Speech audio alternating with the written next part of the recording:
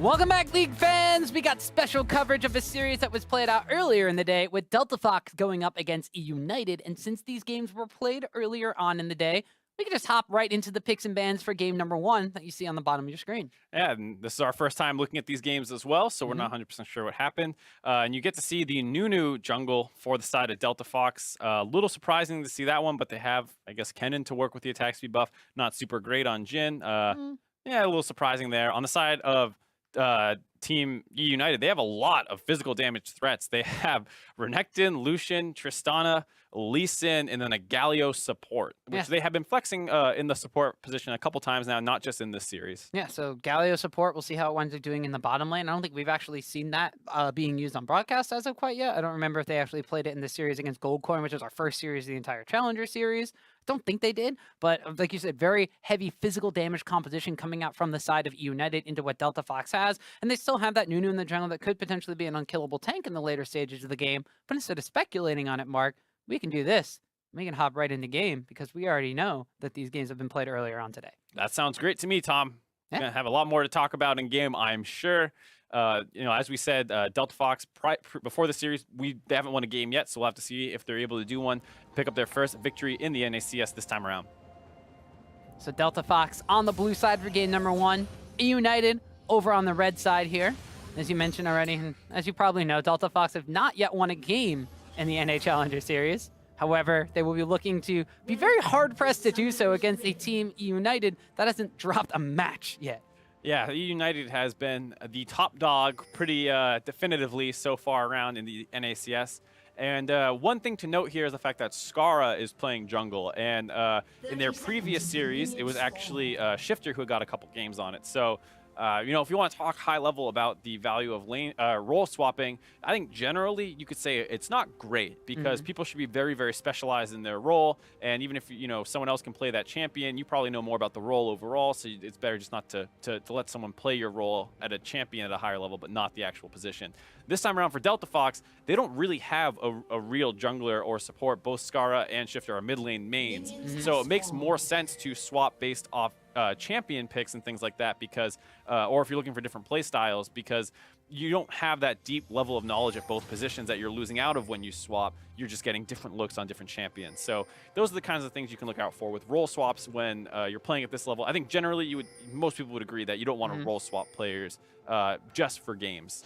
Oh, the last team we saw professionally do that was the old XTG team when it had Zuna and Xmithy and Benny and everybody swapped roles around sometimes, but... Yeah, I mean, you sometimes see, like, longer-term role swaps. You know, Voyboy famously swatched from top to mid. He used to be a top laner way back in the day. But usually once someone swaps, they don't keep going and changing every game. For the most part, everyone just swaps to a new position to stay there. Delta Fox apparently using their substitutions to change in between series. Yeah, so... Although, it was also the downfall of XTG, because at that point in time in their history, that was when they were decent at the time, and then after Worlds, they start changing everything around. Will this be the end of Delta Fox then? As we see Voyboy getting very aggressive trade on here by GBM, who's picked up the Lucian in this game, which, I mean, we have to kind of take a step back and think about that too. Lucian is not a GBM champion, we think of, but now a trade in the bottom lane here. Shiphtur getting jumped on here from the Tristana pickup. First blood. Oh man, it's going to wind up being first blood going over to the side of eUnited. Not a good start on the side of Delta Fox. If you look at their stats, they are statistically one of the worst early game teams. A lot of their lanes have deficits at 10 minutes in terms of CSD, so they've been struggling to get early leads, despite the fact that, you know, online they have been talking about the kind of win lane, win game mentality that they were hoping for. This time around, none of their lanes are super dominant. Even with a Nunu, that's not a great snowball pick. It's a lot more focused on game. But hold up here. Zeyzal maybe getting a little bit too close. A flash forward, and Imqatpie picks up a kill, but that's going to be definitely hopping for the explosive charge. Pops him down. One for one. If you're on the side of Delta Fox, you got to be happy because now Scarra's out of position. He has to flash over the wall. Shiphtur's returned to the fray, and looks like it might be enough to keep eUnited away for now. That's a very aggressive bottom lane play at the beginning stages of this game. We said, hey, we haven't seen the Galio pick up in the support role, at least in the Challenger series so far, at least specifically from Zeyzal, but playing extremely aggressive, and not only that, but getting Tristana of all AD carries 2 kills ahead in this early game. We saw, I believe it was Immortals bust this out in the NACS, the Tristana pick, and it's one of the champions that it's not quite as insane as it was late game previously, but it's mid and early game is a little bit stronger as a result. So it's a champion that has really, really strong all-ins level 2, even borderline level 1. If you get your E and get enough stacks on it, it becomes a nightmare to deal with. So no surprise to see EUnited trying to play pretty aggressive with that Galio pick, the Justice Punch being a great setup.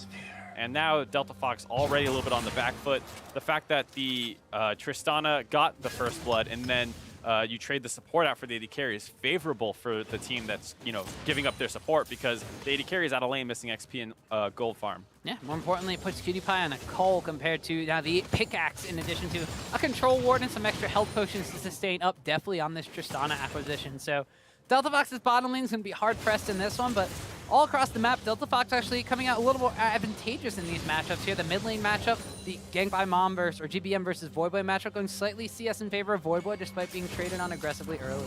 Yeah, but part of the problem was GBM had roamed down to try and cut off Scarra and that very early trading going on in the bot lane. And during that time, Voyboy was happy to sit mid lane, farm up enough so he could go back and get his tier. And now he's in a decent spot, but the Lucian's still a very strong early champion.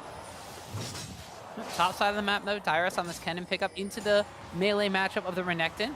Looking pretty solid so far. The decent CS advantage for himself. Licorice, we see him going back a little bit early here. Has his teleport available. Looks like he's going to wind up saving that one as he did shove the wave into the tower first off. And as I mentioned here, this Lucian pickup for Gangbei Mom, or GBM, he's saying his entire name, so maybe just GBM now, Tom. Get that right. But I'll yell at me for you, Mark. Don't worry. Yeah, I was going to let it go. I think the name Gangbei Mom is hilarious. But I think it's great, but this is a pickup that we wouldn't really expect out of, the Xerath Orianna guy. Yeah, always a guy who was better known for his late game team fighting than he is for his early game aggression. Here, getting opened up on a little bit by Voyboy, but actually passed forward away from the miasma, but he is going to go drop down to this poison most likely. There he goes, but DanDy gets the cleanup kill. The assist going in favor of the side of EUnited, so once again a favorable trade despite the fact that it is a trade. Yeah, and Voyboy getting up close and personal and aggressive there, actually able to get a kill for himself in the mid lane. As you said, because of the assist gold, slightly in favor on the side of EUnited, and good on the side of GBM to wind up getting DanDy involved in that kill. And now we see Scarra and DanDy just continuing to wave clear away, and we also have to mention the fact that DanDy's on Lee Sin. This is going to be a scary, scary jungler. Right, DanDy, one of the original great Lee Sins. I guess I shouldn't say original because this prime time was in Season 4, and at that point, there had been quite a few good Lee Sins, but still a very intimidating player once he gets ahead. And with 1 kill now, we're going to have to see if he can continue to influence the game. And the bottom side of the map continually going in the favor of EUnited with those 2 kills picked up already for Deathly. There's a large CS advantage, about 15. Mid lane matchup, the Voyboy continuing to get aggressive down here onto GBM, as he's trying to get advantages here on this Cassiopeia pickup, which you wouldn't think is like an early stages of the game can bully people around, but with support from Scarra on the backside, not afraid to get up close and personal with this Lucian. Well, that's one of the things is Cassiopeia is actually one of the highest DPS champions throughout the entire game, not just the late game, which is when people really start getting terrified of her, but even early on, you've seen players like Faker just with the E-spam, without even needing the poison tick to increase the damage, being able to chunk people out level 1. And Lucian's a champion that has good burst in his trades, but if he wants to get in range to trade with Cassiopeia, he has to dash in. And during that time, if Cassiopeia can land her poison, she's actually going to be able to trade damage relatively well. So, it's a little surprising to see EUnited end up with this draft overall. The Lucian into Cassiopeia is not seemingly as favorable as a matchup as you might be able to get into some of the other mages like in Orianna or Talia. We see bottom side of the map, because of those advantages that EUnited got early on in those trades, able to chunk down that tower and denying as much CS as possible as Zeyzal and DanDy completely zone away the bottom side of the map from Delta Fox, and first tower goes solo to Deathly. Things looking pretty bad for Delta Fox. 2,000 gold deficit just 8 minutes into the game. The red buff being stolen away from Scarra, who's up on the top side of the map, mirror jungling, staying away from this. And the question is, what can Delta Fox do to get back in this game? Because their team comp is not particularly proactive. You have a Kennen who can split push up in the top side, but the Renekton's farming relatively even. And then your only real playmaking comes from Shiphtur on the Bard, who can hopefully start a fight out with his ultimate. But already pretty far behind. Yeah, I was going to say, if you're playmakers in the bottom side of the map that is this far behind, you're not going to be making plays for quite some time. 26 CS advantage results into Berserker's Grease and a BF sword as definitely goes back. As Scarra on this new pickup has not even really been able to get a lot of counter jungling down pat. DanDy has been able to soak up some CS in the mid lane, and although we don't normally look at the CS between junglers because of the way the different camps work out, normally you expect a Nunu who's going to be counter jungling and not ganking and assisting his lanes with 0 assist to be somewhat ahead of this Lee Sin pickup. It's tough to say because the Nunu pick is more about finding openings in the enemy's jungler, being able to catch him out, run up, steal his camp away, and run away. And he's not much of an actual power farmer. He has a hard time clearing his own jungle. So if you end up in a split map situation, it really doesn't benefit Nunu at all. And here we see eUnited rotating their bot lane up to the top side, opening up onto Dyrus. They're playing this game at a pretty quick pace, already trying to get their second outer turret down. Yeah, going from one marksman on the bottom lane they're abusing to the second one in the top lane as Dyrus has the Bilgewater Cutlass, is going for what was most likely with that double door and start the AD style of cannon. We see now DanDy wrapping around the backside, but the rest of Delta Fox is coming up as well. Yeah, they got to be careful here on this dive. They might be overextending as Delta Fox is here to cover. Yeah, they already get a kill on the Dyrus, but the Absolute Zero comes out from Nunu. The Hero's entrance is going to wind up knocking everybody up, but EpicSkillshot is able to get a kill onto DanDy. Make that 2 as he wants to get a kill on Zeyzal. Definitely gets locked up by the Tempered Fate. The stun is there, and they're going to give EpicSkillshot a triple kill on Jhin. Huge turnaround out of Delta Fox early on in this game. We're talking about how they can potentially get back into it, and it's an over-aggression on the side of eUnited, trying to dive that turret, but Delta Fox had a read on the play. They get there in time to get the trade kills back. And one of the things about the Tristana pick is she often wants to jump in range to really unload all of her damage, and that's perfect for Nunu, who's going to be able to Ice Blast her when she finally gets aggressive. And having that attack speed slow, able to negate what is part of Tristana's biggest strengths in her kit is her Q steroid. So that's a pretty interesting counter pick, depending on how the team fights actually play out. Might stop some of the aggression that Tristana normally wants to play with. That said, if she does get the kill, she can also just jump out right away. Yeah, so we'll see now if the Tristana pickup will be able to compete with a 4-1 Jhin as the Rift Herald gets acquired and immediately uses Delta Fox. Had that rotation from their bottom lane to match that of eUnited's, and now trying to push this advantage for all it's worth here. Rift Herald charges forward, gets some damage down onto this tower. DanDy still has this smite available to deal some extra damage, but they are actually able to get the tower here in the top lane. Voyboy able to keep GBM at bay in the mid lane, and Delta Fox able to respond by evening up the gold lead, evening up the tower lead. Huge advantage. Swinging back, game now even, and I gotta say, if you're EpicSkillshot, you gotta be pretty happy because the big problem was you're down a lot in farm. How do you get back into the game if Tristana just keeps pushing you in over and over and over? Turns out, 4 kills is a great way to get back into the game and even that gold up a little bit. Yeah, gotta say so. Still at a 20 CS disadvantage, but those extra 2 kills are gonna more than make up for that. So now eUnited and Delta Fox both have their dual lanes on the top side of the map, but we'll see if anybody gets moved around, as it's a bit of an uneven distribution of towers here. So if Delta Fox stays up here, it's more on defense duty. As you have Dyrus on the Kennen now with 3 assists to his name, because he did get that slicing maelstrom off in that fight before he wound up going down. So he's got some extra gold now over Licorice in that bottom side of the map, who is 0-0-0. And you see the power of the Nunu pick starting to come online a little bit now that they've stabilized. He can run into the jungle, ward up, and buy a lot of vision for his team to be able to focus more on pushing in their lanes. Obviously, the bot lane's still getting pressured by the extremely easy pushing Tristana, who, when you combo that with a Galio, has a ton of wave clear early on. But it also allows the Kennen to kind of just pressure in that Renekton over and over. And like you said, in the mid lane, Voy's doing a good job matching up with GBM, so you kind of have a losing bot lane, which is now up on the top side of the map, and a pretty stable other 2 lanes. Now we see Licorice slicing forward, not getting the dice down on the Dyrus, instead just content to clear out minions, as now the Tristana Galio wave clear coming into effect. Definitely is going to want to get Tempered Faded up, though. The stun is going to land on 2 minions, and Shiphtur's going to get knocked up and has to flash away. But EpicSkillshot now going forward. One last shot will secure the kill onto Zeyzal. Whereas on the opposite side, Dragon goes over to the side of eUnited as DanDy gets that one, but Scarra and Dyrus are trying to start a fight. It's a 2v3 situation, and DanDy gets a kill. A little risky going for that Dragon while Voyboy was back in base. Seemed like Delta Fox wanted to sneak that one away. eUnited responds and gets a kill, but like you said, up on the top side, Zeyzal getting too far forward. The Galio trying to get that CC down and puts him in turret range. EpicSkillshot able to trade some damage back and then able to finish him off. And there was a little bit of lack of synergy there. Zeyzal going in, as we see. Hold on, DanDy! DanDy gets taken down with a slice of a Bilgewater Cutlass, sticking around a little too long, and Dyrus finds him. Mistakes coming in all over the place for eUnited. A little sloppy on their end. as I was saying, just in that top lane play, while Deathly's in stasis from the Bard, Zeyzal's going in, and then a little slow on the side of Deathly actually knocking Imqatpie away. He tried to use his ultimate to protect his support, but just too slow on the play, and now Delta Fox looking like they want to hop the wall here.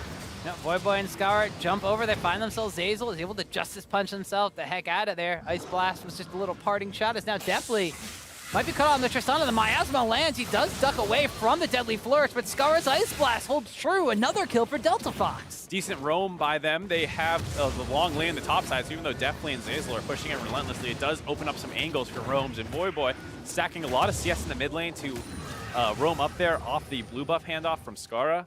So you see him giving up some mid lane CS, but given the fact that he had been farming well prior to this, not too much of a trade-off to make.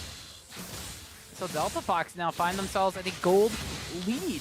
8 kills to 5. They haven't necessarily been able to answer in the objectives category and really push down on anything, but they are just kind of clearing out their waves. You see Dyrus on this bottom side has that red buff for himself, bullying around Licorice a little bit. The CS is relatively even, but if you're on the side of EUnited, you are still making very proactive plays. You see them moving down on the bottom side of the map, trying to establish some vision to try to make sure that they can rotate down onto Dyrus if Licorice is going to be continuing to push forward. But the duo lane from EUnited, when they went to the finals against Goldcorn United, that was a little bit of a weak point for them. It kind of seems to be showing through a little bit here. A combined 2-5 now after starting the game 2-0.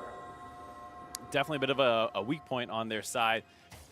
The thing worth noting, too, is the fact that EUnited's team comp could run into a bit of a problem, given that they will be all physical damage, like we were saying before. Nunu is a champion who is very, very, very happy to stack armor, excuse me. And you see even Imqatpie on the Jhin getting Merc Treads, or Ninja Tabby, excuse me. Definitely going to get hit up there by a Bard. Q as the tunnel through the wall comes in, has to just keep himself alive and go back at about half HP. So those advantages that Tristana had, not so much there anymore. Cole's been popped by Imqatpie. He already has an Infinity Edge, and Tristana going for the pieces of her finished deal item and pieces of Infinity Edge. Now DanDy trying to make a play happen on the Scarra. Kick him back. There's a stun on the GBM. A fully channeled Absolute Zero won't do all too much, though, as the hero's entrance able to save him. You see GBM going for that Hex Drinker early on to negate some of the damage coming in from the Cassiopeia, because he was struggling to really bully the matchup.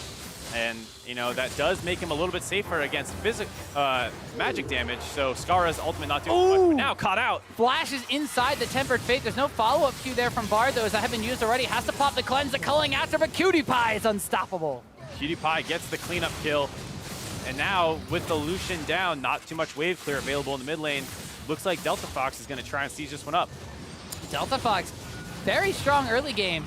The gold lead is not decidedly in their favor, but that win lane, win game style may be shining through a little bit despite losing the first tower of the game, so maybe not win lane entirely across Win lane hard and then turn around on enemy mistake and win game, hopefully. Well, the same exact time that EUnited has been able to utilize definitely on the top side of the map and take down the outer tower over there, which cements them a couple hundred gold in the lead at this point in time. So while Delta Fox is definitely making flashy plays happen, we gotta kind of temper ourselves a little bit because early game is their strong point. The 20-minute mark is where they fall off. And we even hesitate to say strong point because, like I said, they had the largest deficit 15 minutes in the entire league and by a pretty substantial margin. Last time I checked, the 5th place team was -500, and then Delta Fox was -2500. So it's a bit of a difference. A little bit of a difference there, but here, this game hanging on well, dragging EUnited down to their level, already 15 kills in this game, trying to keep this a very fast-paced and bloody game.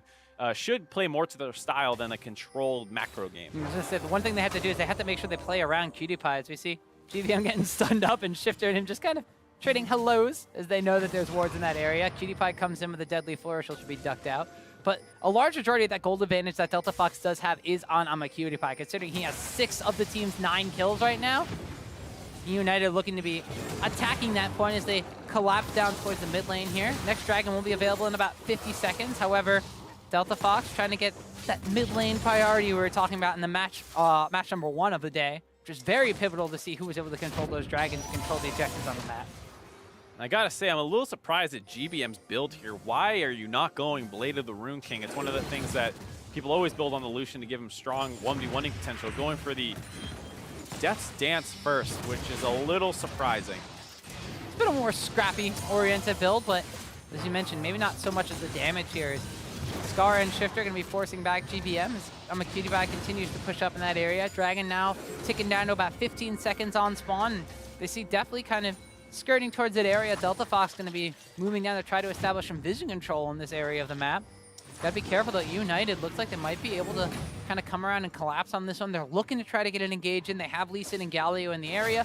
Renekton has joined the fray as well. He's 0-0-1, pretty strong right now. Yeah, but United's not in a great position. The Tristana off on the flank is not exactly where she wants to be. She wants to be grouped up with the rest of the team trying to fight front to back. So Imqatpie face checks her, actually gets chunked out pretty low and ulted over the wall. Yeah, we actually see the Buster Shot being used. Imqatpie goes back over the wall. Nice Temper locks up a lot of the damage on the backside. They kind of isolated Zeyzal. That's another kill for Imqatpie. He's dominating right now. Over the backside, he gets a deadly flourish onto DanDy. The kick comes out, but it's Imqatpie charging forward. He will wind up going down, but Dyrus is here to clean up a kill onto DanDy. Backside of the fight makes it 2 as he's able to get a double kill. As definitely gets another one for himself. Now Delta Fox, they have 3 members. eUnited only have 2. Nobody's going to get in the Infernal Drake though. No one's getting the Infernal Drake. Multiple members low on all teams. It looks like eUnited doesn't want to necessarily give this one up quite yet.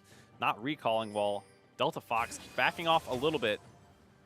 Very, very scrappy fight. And like we were saying, it's tough for the Tristana to really get involved in that fight. Had to jump over the wall. Then DanDy was flanking around in the meantime as well, so they just never found one target that they could focus down. Scarra did a good job zoning away in the river, and it made the fight happen on multiple fronts. Doesn't really favor either team, because obviously Delta Fox as well is happy to fight front to back. Just a very scrappy fight overall.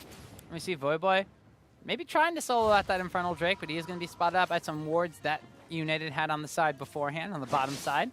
So he will not be able to do that, has to wind up going back away. And this hectic pace of the game is not what we would expect out of eUnited. Something we might be expecting out of Delta Fox, but eUnited are kind of trying to play Delta Fox's game, and although the gold counts are relatively even, they're not getting the same advantages that you would expect the first place challenger team to normally have. And here we see Delta Fox, like we said, after that reset, getting the red buff on the Imqatpie, grouped up back around the dragon. They have decent vision control here, so United are going to have to face check with their tanks. Here comes the teleport flank right into the middle of the team, though. A slice and a dice, and they're trying to get on to Imqatpie. The hero's entrance is used, but by that time, Delta Fox is kind of disengaged. Scarra takes the Bard portal through the wall. Is able to stay alive. A deadly flourish opens up into a curtain call. They land 1 shot on Licorice, 2 shots on Zeyzal. Now they're trying to lock up onto the support Galio. They blow up DanDy in transit, though. They're trying to go in and get a trade kill on Scarra. They will get that as well as one on the Voyboy. Now Delta Fox kind of had to scatter. Definitely wants it going forward, but a double kill picked up by Imqatpie as all of a sudden GBM dies on the backside. A triple kill for Imqatpie, and he's trying to pop off. Imqatpie, 21 minutes into the game, 10, 2, and 3. Hell yeah. Someone needs to get this man under control. Jhin going big. The red buff looks like it's what ticked down on the GBM, and now Delta Fox might not be done. No, he didn't have the red buff. No, it was the red buff, but it is also the Death's Dance being a relatively, I don't want to say bad item choice, but a pretty bad item choice, because he was in a 1v1 versus Imqatpie. He could have taken that duel, potentially with the Blade of the Rune King, unable to do so, and then tries to retreat and run away from the duel, but you've already taken so much damage from the Fed Imqatpie that the Death Dance delayed damage comes and ticks back in with the red buff, killing him from about 200 health.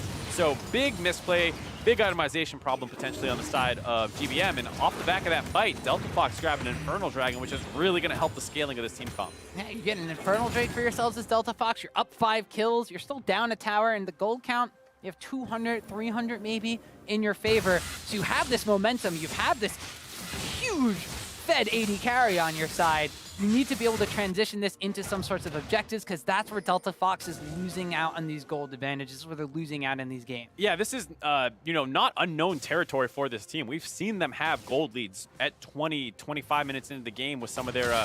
They've had decent early games, but the problem has always been closing the game out. They always seem to just lose one of these scrappy team fights, and then once things break a little bit their way, it completely falls apart as the enemy team has better objective control. This time around with the Nunu pick, maybe that's what they really need to shore up some of their weaknesses and just make it that much easier, because with a Cassio, a Kennen if he's grouped up, and a Jhin, you have decent damage to force down a Baron, as well as the fact that you have that Infernal Dragon. So Delta Fox now, can they use this pressure? Can they use this advantage that they gain from themselves to push down into more sides of the map? More importantly, we're talking about Imqatpie popping off. Dyrus is also 3-1-6 now, and this is a Kennen matchup into the Renekton. Kennen already has his own Blade of the Rune King. Renekton already is at a disadvantage in some of these range matchups. We can see Dyrus utilizing that advantage now, utilizes the Blade of the Rune King, just diving through onto Licorice. Even has Scarra coming in the backside here. Absolute zero game channel that draws the aggro. Even Shiphtur's here, and they're able to actually get the kill over the Shiphtur, and this could be a bottom lane tower now, too. Yeah, you see what happens with not much MR on the side of the Licorice there. Dyrus? Oh, okay, he's fine. He's going to just tank that turret up and be fine. And a nice rotation down onto the bot side by Delta Fox. Move down to their pressure lane and dive the Renekton under the turret. It seemed like, Dyrus was starting that one off from a pretty early state because Scarra was not really in range yet, but he does have a lot of health available as a cannon. Now they're not done diving. Ooh, denies the jump through from Deftly, and there's going to be a miasma. There's going to be everything going down. Voyboy gets on the board with his second kill. Yeah, but it's not completely unanswered. Up on the top side, GVM has gone into full split push mode, working down the top inner turret, answering the mid outer turret that was taken, while Kennen down the bot side taking the bot inner turret. So 3 turrets, 3 different lanes, all dropping in about 10 seconds. And a 3,000 gold lead now for Delta Fox, too. So these 7 kills have now compounded into a 1 tower advantage. So while they may be cleaning out on the opposite side of the map due to the Lucian split push, they're still pressing these advantages they've gained and actually taking objectives with it, which are now manifesting into keeping that gold lead and extending it. And that's the thing is in the mid game was where they, like we said, we lost their gold leads. Now actually able to keep making plays. A big part of it is the pressure in 2 lanes, and you see Scarra and Shiphtur kind of working around both those, getting dives off. They have some pretty easy go buttons with the Bard ultimate as well as the Jhin, who's extremely fed, being able to just kind of drop his ultimate and set that play up. The question is, though, we're always talking about the major objectives. Can they get a Baron? Can they get an Elder Dragon? Can they break an inhibitor? Well, that's the questions we posed to CLG Academy in the first match of this day. And they struggled. They did struggle. So now Delta Fox, they're going to have to try to one-up that. And CLG Academy had basically the same kind of lead. So we're in a very similar situation despite it being different kinds of compositions. And the other kind of question I have now for Delta Fox in and of themselves is pretty much like, are they going to be able to play around these power points? Are they going to be able to utilize the fact that Imqatpie's Jhin is super, super far ahead, and he has a very strong front line with the Nunu pickup? Are they going to be able to utilize that go button from the Bard that now that they're ahead, they're going to be able to potentially use extremely well? We mentioned that their lack of engage with this comp, or the kind of lack of a go button, might be detrimental, but now they can utilize that since they are ahead, but do they know how? Well, I mean, a nice part of the fact of being ahead with this team comp is hopefully you don't need to press a go button, and you can make them kind of run into you now.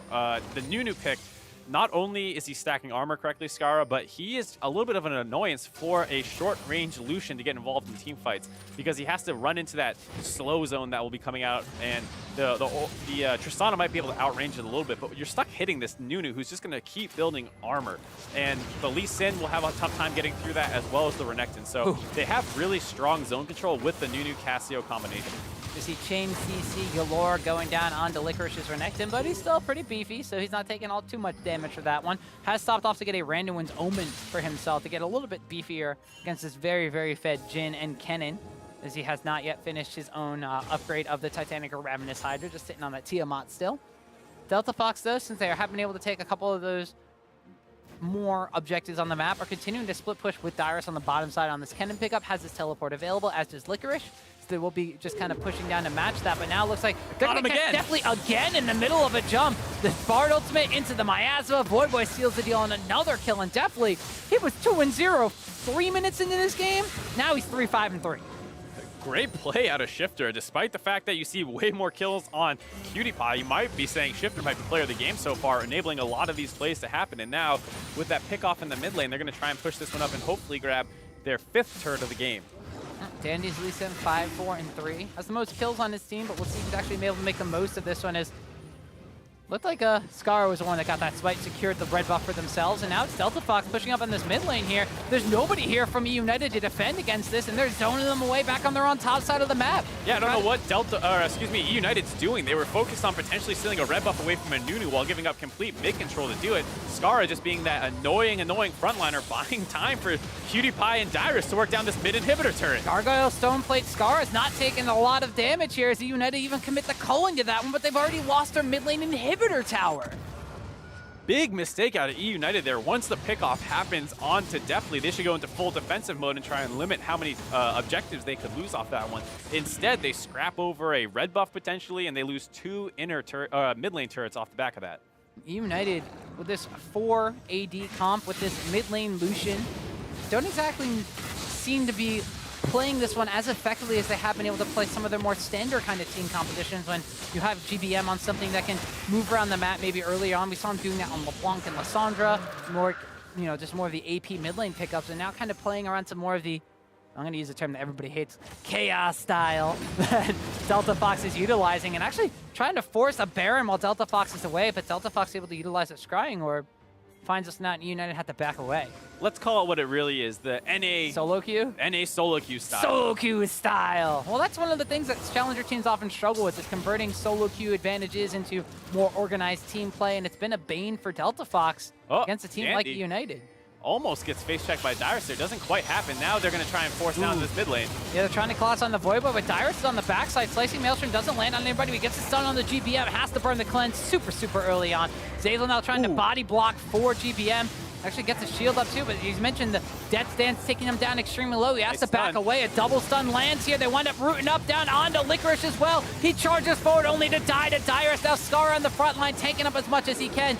Zeyzal's trying to recall his GBM, and the rest of eUnited are being zoned against their own top lane tier 2 tower. PewDiePie trying to get some damage on the Deathly. He jumped in trying to deliver the Galio. See, Galio did wind up going back to base, was able to heal up, and Delta Fox maybe getting a little bit too antsy here. They're rotating back towards the mid lane. This inhibitor's open. Who taught this team rotations? Tom, they're taking the Bard portal down to join up with Voyboy, who was pushing in the mid lane. They're going to grab their first inhibitor, I think, of their entire Challenger Series. It might be their first inhibitor of the entire Challenger Series, and they might be trying to win their first game of the entire North American Challenger Series. Now, as far as who taught them rotations, I don't know about that one, and I can't really give credit to anybody that I know about, but their play between last week and this week has definitely improved. Oh, you weren't here last week, were you? No, I was strangely absent. Huh, interesting. So now with that mid lane inhibitor down, this is going to make it a lot easier for them to play this objective game. Like we said, a lot of teams, oh, hold on. We see PewDiePie potentially caught out. Might be a big shutdown. Catch it on the PewDiePie. Shiphtur is here. Ooh, good stun. Locks up Zeyzal and the Lucian from GBM. Has to dodge up from the Temper Fate, and now DanDy's dropping extremely low. Scarra with a nice blast over the shoulder, and Voyboy's able to pick up the kill. And all of a sudden, eUnited cannot convert onto Imqatpie, and he's going to make them pay. They take down GBM. He's able to trade one kill on the backside here. Voyboy gets a stun down on the Deathly. The Zanya's Hourglass gets popped to try to keep him alive. He still somehow survives, and now eUnited are going to be EU routed by Delta Fox. Imqatpie shooting down onto Zeyzal. One last auto attack will seal the deal. He's unstoppable, definitely trying to run away. The Cloud Drake helping him do so, but that's 4 dead for EUN. eUnited playing completely into this NA solo queue style, going for a ton of fights. And Delta Fox struggled over their NA Challenger Series game so far to get objectives with everyone alive. But if they're able to find fights beforehand, often forced by the side of eUnited, they're able to pick up these kills, and now they're picking up objectives off the back of them. They got a Baron for themselves. They almost take down a Nexus tower. Is Deathly and DanDy just had to defend that one. And this is interesting. You have the first place team has yet to drop a match in the Challenger Series Summer Split, going up against the last place team. And I mean, I don't want to say that the last place team is outplaying them. I just want to say that eUnited, like, right now, looks like to be struggling what Delta Fox has, thrown at them. They're kind of playing down to their level. I mean, I hate to use that as an excuse. Normally, as a #1 team, you just kind of expect to go and smash these games. I mean, Delta Fox has not won a game yet. Every other team has beaten them, and they're struggling here, eUnited. Yeah, but I think you got to give some credit to Delta Fox as well. Shiphtur's actually playing out of his mind this game. The only reason that wasn't a horrible fight for Delta Fox was Shiphtur's insane healing onto Imqatpie. Well, now DanDy's going to get caught out, and Dyrus having himself a heck of a game, goes unstoppable. Another Tempered Fate lands onto Zeyzal, and everybody kind of piling in onto the Galio here as he's going to get rooted, he's going to get grounded, he's going to get taken down. Voyboy finds himself a kill. Interesting knock up there by the Zanya's Galio, but either way, with that, the couple picks, they're going to keep pushing in this bot lane. They use this inhibitor push. They might be able to end the game right here. This could be a Baron power play to end the actual game. They root down on the GBM. He's stunned up. He's taken down. PewDiePie gets his 13th kill of the game.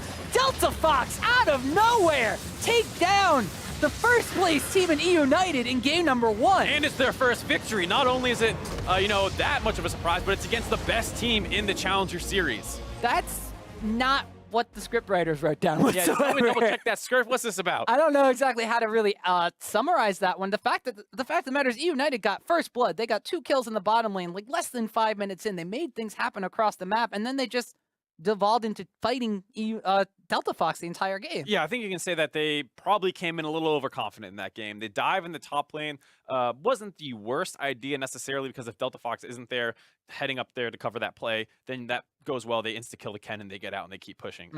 Delta Fox read that play, were able to collapse on it, and after that even game situation, it didn't feel like eUnited recognized that, hey, we have to start respecting this team a little bit more. They kept going for these really, really over-aggressive plays, really scrappy. And then you have to look at the draft as well, not being a good draft at all on the side of eUnited, and something that, you know, Delta Fox punished really hard. Yeah, it makes me feel like that eUnited, once they actually lost the advantage that they had, felt like they were struggling to actually get them back in the, back into their favor, which is a bit of a concern if you're the first place team and you're used to having these leads. And we've seen them play the long game. We've seen them win 3-game series against Goldcorn United, against Tempo Storm. So very difficult here for United if they're struggling with a team composition they're unfamiliar with. Right, and I think, I mean, on the one hand, yeah, it's strange to see that, but it does mean that they can kind of go back to their comfort, what they're better on, and hopefully start winning some games. Because it's a little scary now, down the first game in the best of 3 versus the last place team, who, you know, could actually be a big impact on the course of the overall Challenger Series. Because if they lose this, that really opens them up to potentially get overtaken as the first seed. Yeah, and that in and of itself is very, very peculiar in and of itself. We're a bit flabbergasted here, so we're going to be headed for a break. When we come back, we'll take a look at game 2